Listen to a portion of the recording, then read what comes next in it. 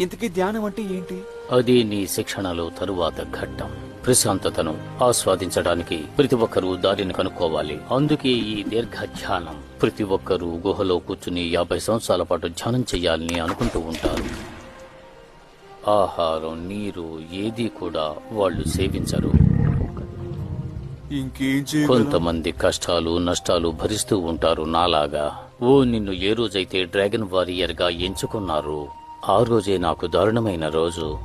ఏం చేస్తాం? ఏం జరగాలని ఉందో అదేగా జరుగుతుంది.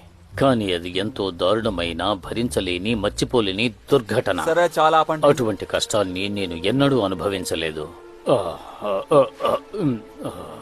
కానీ అందుకు కారణం నేను కాదు, నువ్వు అని కనిపెట్టిన తరువాత ఈ గాఢ ధ్యానాన్ని కనిపెట్టాను. ఇక మీదట ప్రపంచానికి రాబోయే ప్రమాదాన్ని దాని ద్వారా అడ్డుకోవచ్చు.